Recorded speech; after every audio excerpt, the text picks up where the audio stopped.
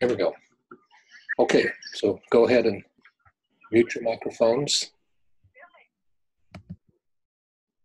All right, and we're ready to roll. Chapter 30, Behavior Analysis Lasting Change.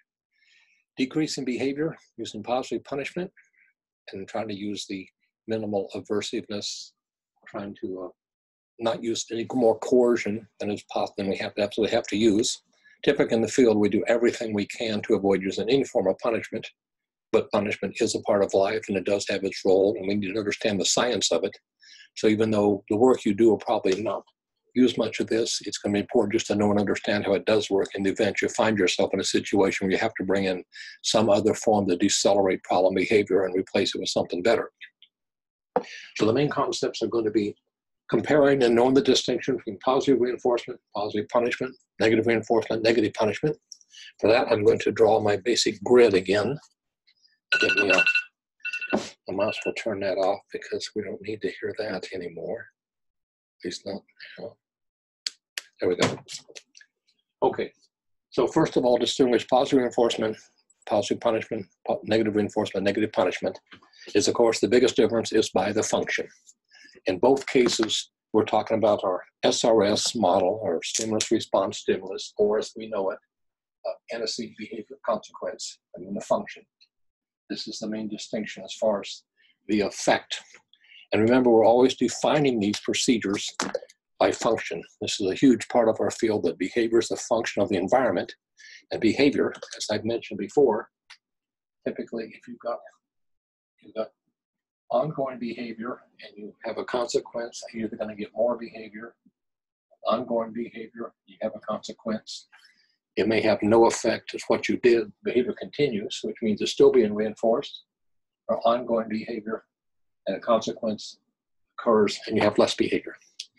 So this does not address extinction, except for the idea that with extinction, if you were reinforcing a behavior and you stop reinforcing the behavior, then due to lack of reinforcement, it will gradually drop out.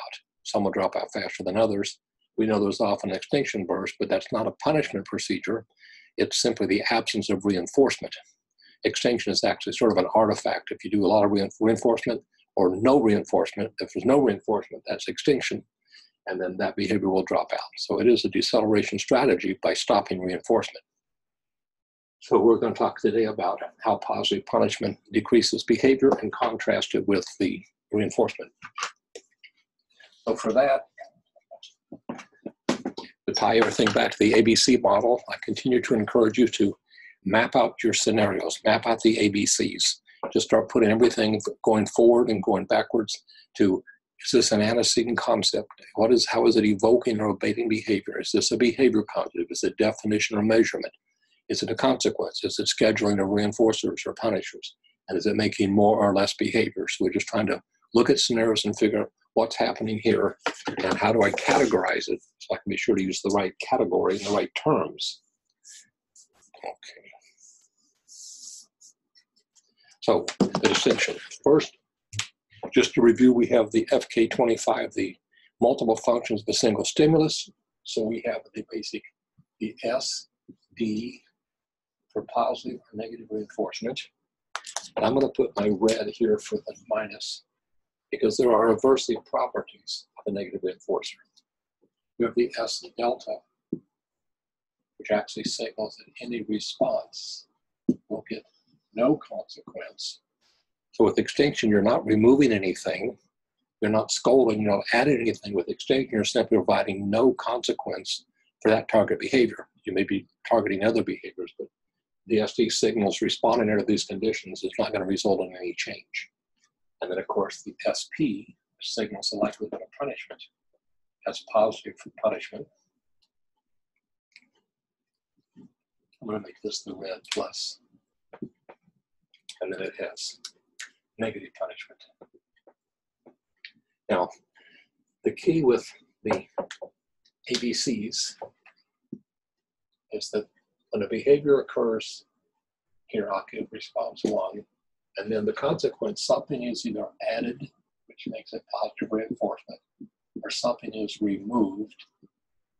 And removed can account for whether you postpone, delay, whatever was aversive, whatever it was that was signaling you something was happening you did not want to happen, so you engage in escape behavior to terminate it, or whatever's happening or about to happen is signal it's about to happen, so you engage in behavior to prevent it or postpone it or delay it. So what you're removing is something aversive. It's signal that something is about to happen you don't like. It signals that certain behaviors will prevent, remove, delay that situation from happening. These antecedents are what trigger the behaviors, and the consequences are how the behavior changed the conditions that were prevailing. Keep in mind, this was what evoked or voted behavior that did this, and here's what was either added or removed, or with extinction, nothing, and again with punishment, something was either added or removed. So what gets added in punishment is something aversive, a scolding, a spanking, something's aversive, and what gets removed is basically a reinforcer. I'm losing something that I want. So if you're speeding, even though they give you a ticket, what they're removing is your money. And that makes it negative punishment because they're taking away a reinforcer. Here they're adding a reinforcer. So if you work and get paid, you get money as a positive reinforcer. If you're speeding and you get a ticket and they fine you, they're taking away your reinforcer. So it's negative punishment.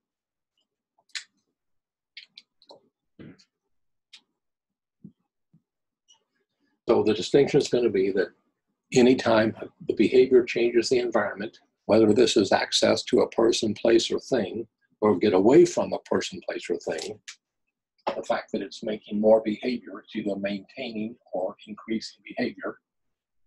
With extinction, it's the absence of reinforcement, just simply nothing. And with punishment, then, the key is the function is that something was added that by definition was aversive because you don't want that happening, so you stop doing that behavior.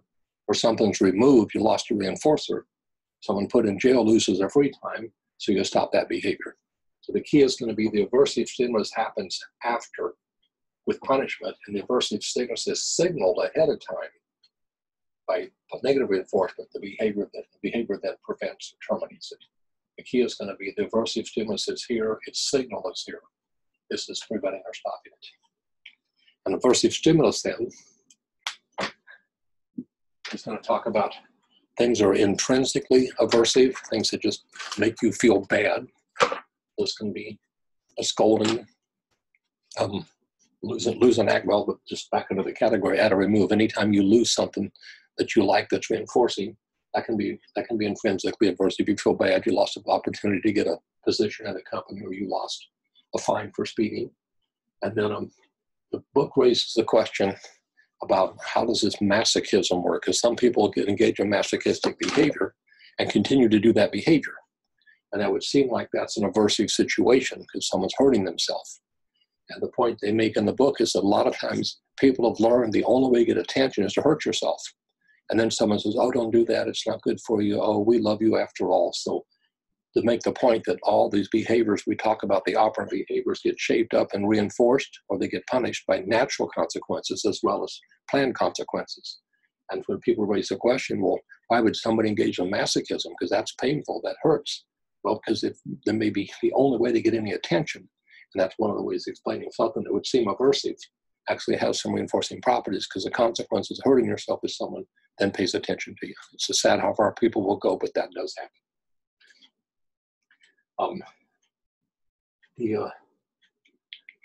They talk about the way to take an aversive stimulus and make it neutral is going to be by, when that aversive stimulus is happening, is if you can prevent that and go to something reinforcing, then that can lose its properties. They talk in here about this idea of response cost with respect to things that can be punishing are going to be a contingent effort. If someone has to work extremely hard, like it used to be in the old movies, when somebody went to jail or prison, they put them out of the chain gang and they gave them sledgehammers and they spent the whole day breaking up rocks to make gravel roads. So extreme effort was going to be punishing. And sometimes when someone misbehaves, they make them do 10 push-ups. And so contingent exercise is going to be, actually, it can be a form of punishment, make someone do something repeatedly. Other forms of that are going to be what they call simple correction. If someone makes a mistake and misbehaves and causes a problem, Then they're going to have simple correction, which says, okay, you made a mess, now you clean it up. And sometimes someone will throw a fit, a kid will throw a fit and make a mess. When they're all done, as a consequence is, okay, now you made the mess, you're going to correct for the mess, and you're going to restore the environment back to the way it was before you made a mess. There's one called overcorrection, which talks about you will not just do restitution and make it back the way it was, you will make it better than it was. In the book, the example gives us the child were to get mad and knock some desk over in the classroom. As a consequence, he now has to put all those desks back up correctly, and now he has to take a rag or a washcloth and wipe all the desks off and clean them. So the overcorrection is a form of restitution, is make it the way it was and not make it better than it was.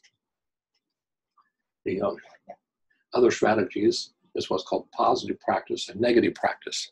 Positive practice is having the person practice the right behavior repeatedly, so now we have something to reinforce. The negative practice is making the child do the problem behavior over and over and over till whatever reinforcing properties that problem behavior had are gone, and now it's aversive to have to do it. I have two examples of this. I learned it from it was a community center where a behaviorist was the center director, and we had a child that came in and he was just begging for attention.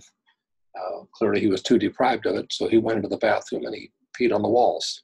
And then he came out and he told the director, I just peed on your walls. And she basically said, well, now you're going to clean them up. And made him get a bucket and a sponge and took him in the bathroom, soap in the bucket, and made him wipe down all the walls that he peed on. And she says, okay, you're not done. Now you're going to wipe down all the rest of the walls in the bathroom. And he said, but I didn't pee on those. She says, I don't care. You're going to make it better than it was. You pee in my bathroom, you're going to make it better than it was. And so she used overcorrection, made him make it better. Another thing, so he didn't do that anymore in the bathroom. When he got mad about something, he would start kicking things. And this was a community center with young children. So, of course, kicking other kids is called assault. We can't have that. And he started kicking things, and she got to him before he kicked any person and brought him out to the front little lobby area where there's a big metal cabinet and said, you may not kick people, you may not kick things. If you want to kick something, you have to kick something. Here, kick this metal cabinet. It was a big, heavy-duty steel cabinet. And they sit there and said, okay, kick it. And he kicked it, kick it again, kick it some more, kick it again, keep kicking it, kick it till I tell you to stop. And here's what's interesting about this. This kid, of course, was misbehaving. And of course, the function for him was that's one way he got attention. But the procedures that were used were not going to give him attention for that behavior. So with the having to over-clean the bathrooms, he learned other ways to get attention. And of course, this director was trying to teach him, here's what you do if you want to talk to somebody or play. And with the kick in the cabinet, he's kicking it, finally looks up and says, my legs are tired, I don't want to kick anymore. So that lost all its reinforcing properties, and it was negative practice. And he stopped kicking walls, he stopped kicking things, and he stopped messing up the bathroom. So now that was a chance that she could now try to get some other behavior, because if you punish behavior, it's going to go somewhere else. So the advantage of shutting down behavior is that punishment can stop things. It can stop things pretty quickly. And sometimes an effective use of punishment will last for some time. But we know behaviorally, behavior is anything you do, and behavior is going to use the matching law. Behavior is going to find a place to go where there is reinforcement. And for the examples I gave, that poor child was so deprived for some attention, he went to pretty unacceptable extremes. So he really needed to learn better ways to get attention. So back to the advantage of the punishment, it can stop behavior, it can stop it quickly, and sometimes that training lasts. But the one advantage is you can get some other collateral behaviors involved, and you can also be then getting something else to reinforce. We know what the problem behavior is. If I'm punishing that, now I've got a chance to try to prompt and redirect to better behaviors. I want to go from punishment as I need it, but go over to get something reinforcing in there, because that behavior clearly has a function, and typically it is getting some attention. So there's my chance to try to build a repertoire of other behaviors, other ways to get attention. So it does have the effect of potentially stopping behavior. If it doesn't find replacement, it's going to come back. Well, the disadvantages outnumber about everything. So with the disadvantages, when people are punished, there's a tendency to withdraw away from other people, stay away. It often will just suppress behavior at the time, so it means it's going to come out later. It commonly shows up as regression, revenge, retaliation, sabotage. It makes you as a conditioned aversive agent. You're now paired with punishment, so you become a conditioned aversive stimulus, and the child's not going to cooperate and listen to you because you're the source of the punishment. And our whole goal in working with people and helping kids learn better behaviors, the first rule is to make yourself a conditioned reinforcer, so that cooperating with you and being around you is going to be reinforcing. So like a lot of time in. And if you're having to use punishment, you have the chance of turning into the aversive agent. The flip side of that is that if you are punishing someone for misbehavior and it stops them, you can get reinforced for escape behavior on your own part because you got it to stop, and you're going to fall back on that fast, quick punishment every chance you get, because that stops the problem. And we do have to stop problems. But that is one of the disadvantages. It can turn you a conditioned punisher, and it can also make that your first tool, because it's often quick. And sometimes you have to stop behavior immediately. The other thing is that the problem with using punishment is you're now modeling, for anybody who's watching, you're modeling a way to how to behave when you don't like the way things are happening. So it serves as a model for other kids. Just like the misbehaving kid serves as a model. If misbehaving pays off for that kid, he's going to keep doing it, and other kids will say, I want to do that. So the disadvantage is that it can model it for others. And also, by getting scolded or punished on a regular basis, that lowers self-esteem. People feel bad about themselves. And as well, one of the dangers is people will habituate to punishment. Just like we get used to things, someone gets punished can just get used to it. I've worked with kids in schools that basically knew how to be in trouble. And they get in trouble, they get sent to my office, and I'd talk with them, and I'd say, okay, let's figure this out, what's going on? And the kid would just sit down and go, I'm no good, I can't learn, nobody likes me, I'm worthless, all I do is get in trouble. So he's learned to say all these things, whether they're true or not, I don't know, but clearly he's not demonstrating a healthy self-esteem. And he's gotten used to it. It's like, hey, I've been chewed out more than this. My dad spanks me harder than anybody here does. When we're at school, we don't spank you. But the idea is they can habituate to it. People get used to all kinds of conditions. So those are the disadvantages.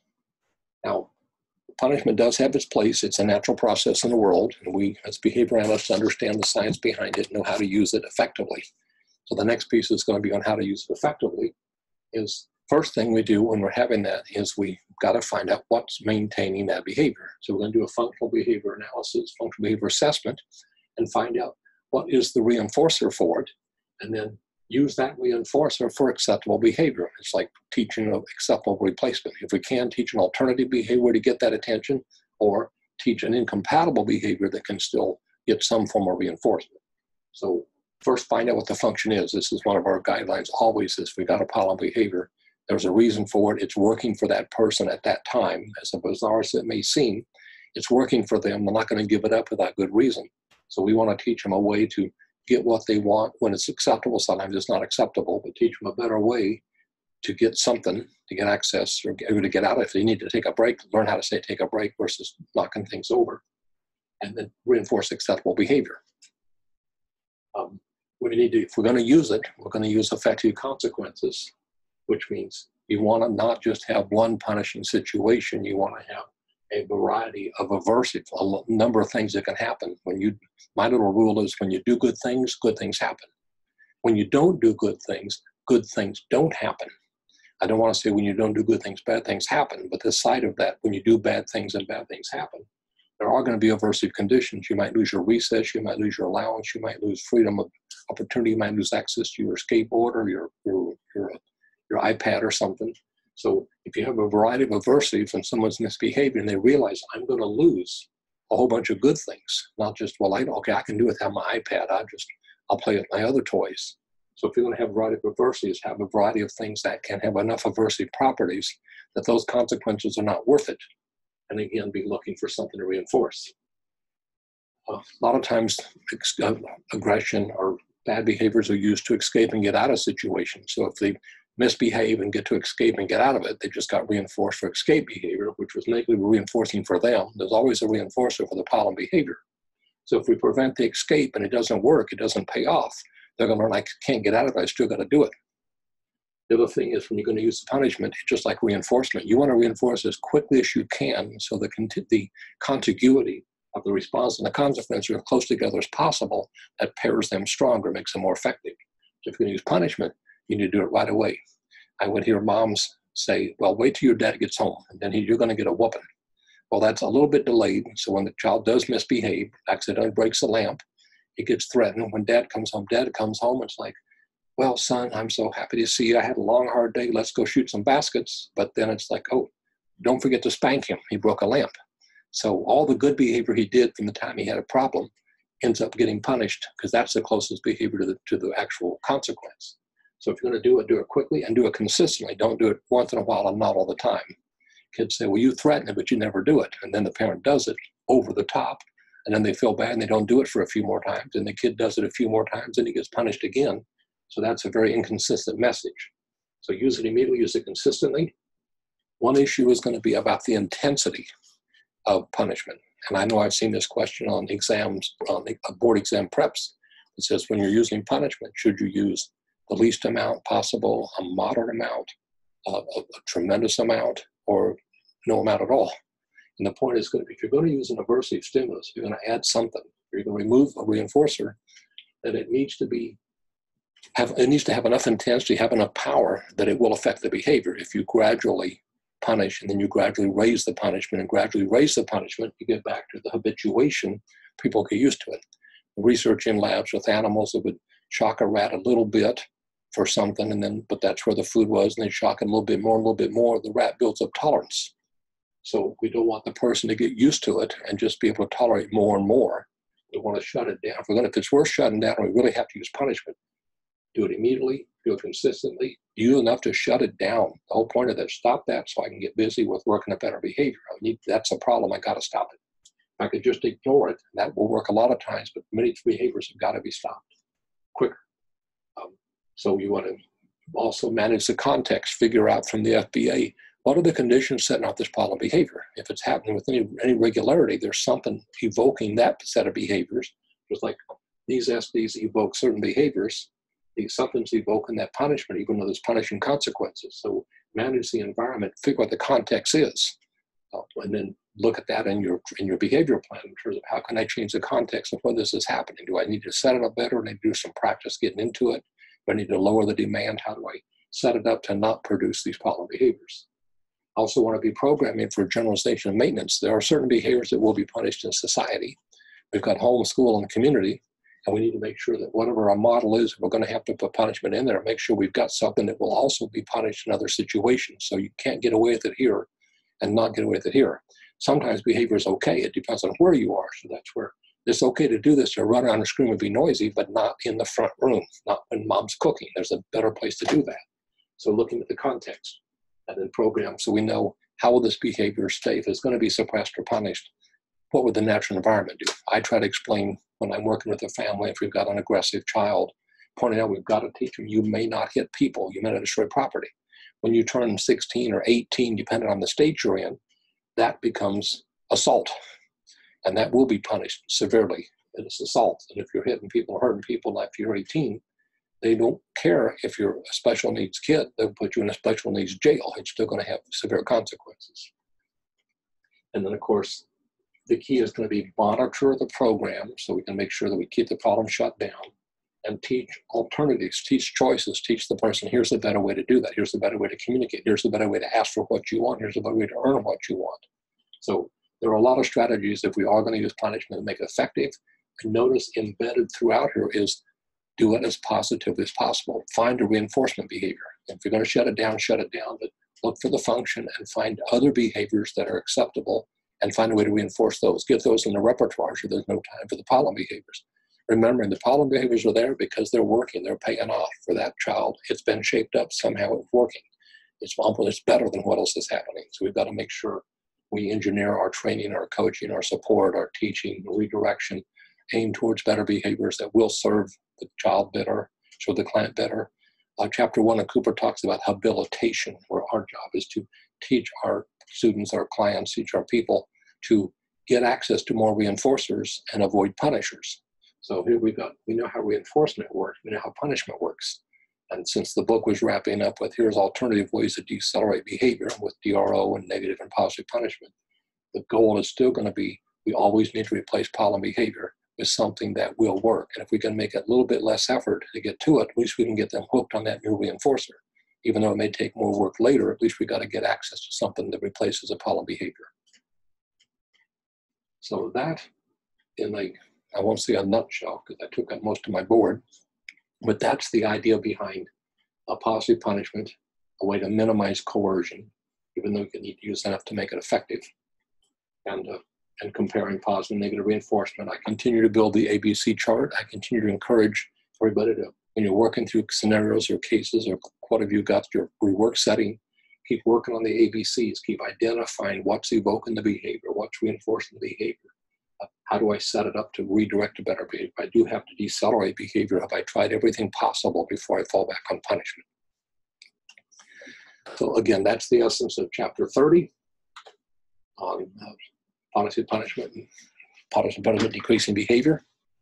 What that leaves is chapter 31. Now, chapter 31, I don't want to use my red pen, I'll use my green one. I use the red because it's often paired with deceleration. Chapter 31 is a really short lecture, and it's a pretty easy read. It makes a lot of sense. It's stuff you basically know, stuff you need to know as you become certified, how to follow those rules, how to know how to find the criteria, how to maintain your CEUs, how does the ethical and professional with your duties and your responsibilities. So chapter 31, I can summarize it in a very short, miniature lecture. And it's going to come down to this.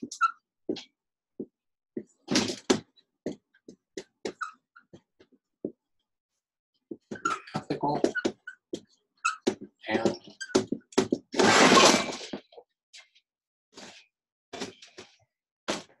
goodness, this is the last week. The thing is, the ethical and professional. Chapter 31 in a nutshell. I know you knew that, but I just couldn't help but say it.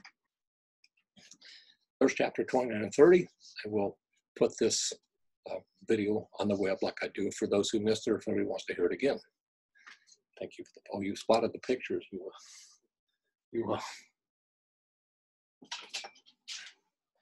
noticed my little collection of CG on the wall.